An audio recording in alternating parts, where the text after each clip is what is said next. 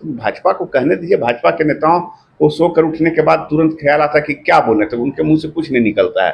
बंगाल में राष्ट्रपति शासन लगा दो, झारखंड में राष्ट्रपति शासन लगा दो, झारखंड के मुख्यमंत्री को जेल भेज दो, बंगाल के मुख्यमंत्री को जेल भेज दो, तो कर्नाटका का मामला उठा लेंगे तो हिमाचल उठा लेंगे। यही काम करते उनको, और कोई तो मतलब। जो भाजपा आज के 3 साल पहले 2 साल पहले तक आरएसएस को पूछती नहीं थी, अचानक से फिर से आरएसएस की गोद में जाकर बैठ गई है।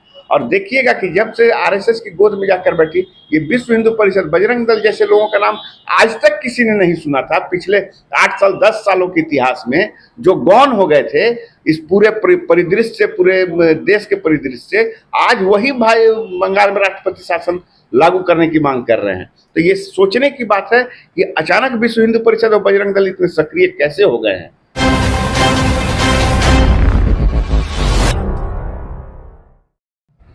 भारत में लगातार हो रहे वक्फ बोर्ड को लेकर विरोध मुस्लिम समुदाय के द्वारा जो बंगाल के मुर्शिदाबाद में लगातार हिंसात्मक रूप ले लिया है। ऐसे में हमारे साथ कांग्रेस प्रवक्ता सोनाल शांति जी हैं।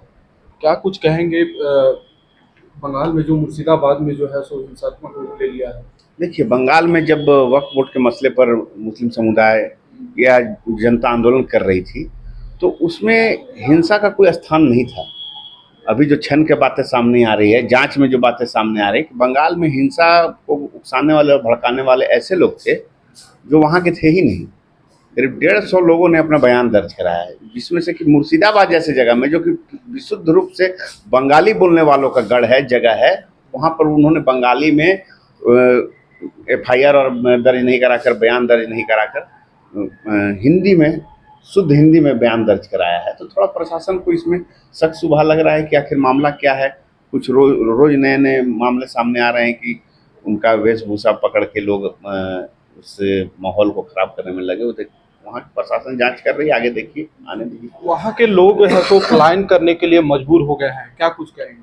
देखिए, कभी भी कहीं भी अगर हिंसात्मक माहौल होता है तो लोग एक जगह से दूसरी जगह सुरक्षित ठिकाने की तलाश में जाते हैं, जब तक कि माहौल शांत नहीं हो जाता। जब माहौल शांत हो जाएगा तो खुद ब खुद वो वापस अपने अपने घरों की जाते हैं। आज कुछ परिवार पलायन कर चुके हैं जिन्हें यह डर था कि हम यहाँ सुरक्षित नहीं हैं, वो डर से झारखंड भी आए हुए हैं। झारखंड में भी उन्हें शरण नहीं है। तो सारी मामलों पर नज़र है। बंगाल में जैसे ही उस इलाके में पूरी तरह से माहौल और मामला शांत हो जाएगा तो लोग अपने अपने घरों को वापस जाएंगे। भाजपा के द्वारा लगातार कहा जा रहा है कि वहाँ राष्ट्रपति शासन लागू कर दिया जाए, इस पर क्या कहेंगे? नहीं, भाजपा तो अभी भी चाहेगी, तो झारखंड में भी चाहती है कि राष्ट्रपति शासन लागू हो जाए, लेकिन उनके चाहने से नहीं होगा। चुनी हुई सरकार को बर्खास्त करना तो उनका सगल रहा है। उनका फर्स्ट प्रायोरिटी रहता है कि जिस राज्य में भाजपा की सरकार नहीं है, गैर भाजपा शासित राज्यों में, उसको किसी भी येन केन प्रकारेण बर्खास्त करके राष्ट्रपति शासन के बहाने अपना शासन चलाना। लेकिन ये कोई शिगुफा नहीं है कि आपने तुरंत कहा कि राष्ट्रपति शासन लगाइए और लगा दिया गया। उसके लिए एक बाकायदा संविधान में सारी बातें रखी गई हैं कि किन किन स्थितियों में, किन किन परिस्थितियों में क्या क्या हो सकता है और किस स्तर पर कौन सी कार्रवाई केंद्र सरकार से, राज्य सरकार से की जा सकती है। तो भाजपा के कहने से क्या हो जाएगा? भाजपा के शासनकाल में क्या आतंक का माहौल नहीं हुआ है क्या? भाजपा के शासनकाल में दंगे फसाद, लड़ाई झगड़े नहीं हुए क्या?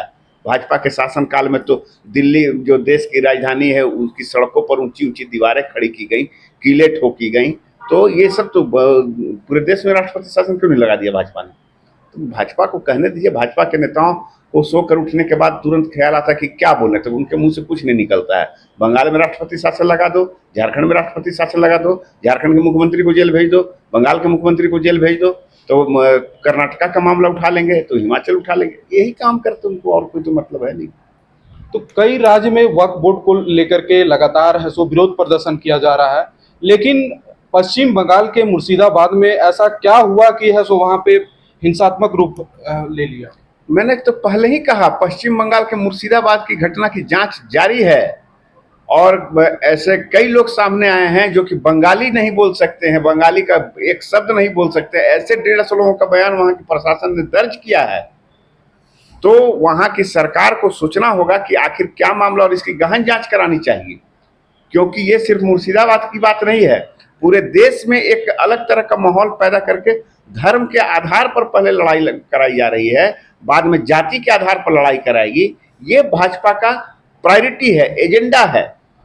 जो भाजपा आज के 3 साल पहले 2 साल पहले तक आरएसएस को पूछती नहीं थी, अचानक से फिर से आरएसएस की गोद में जाकर बैठ गई है। और देखिएगा कि जब से आरएसएस की गोद में जाकर बैठी, ये विश्व हिंदू परिषद, बजरंग दल जैसे लोगों का नाम आज तक किसी ने नहीं सुना था। पिछले 8 साल 10 सालों के इतिहास में जो गौन हो गए थे इस पूरे परिदृश्य से, पूरे देश के परिदृश्य से, आज वही भाई बंगाल में राष्ट्रपति शासन लागू करने की मांग कर रहे हैं। तो ये सोचने की बात है कि अचानक विश्व हिंदू परिषद और बजरंग दल इतने सक्रिय कैसे हो गए हैं। और मुर्शिदाबाद जैसे जगहों के मामले में जहां पर एक होगा इनका कोई एजेंडा, तो जांच तो कराएगी, प्रशासन करा रही है वहां की। अब देखिए जांच में आगे क्या आता है। दिन प्रतिदिन नए नए खुलासे होंगे।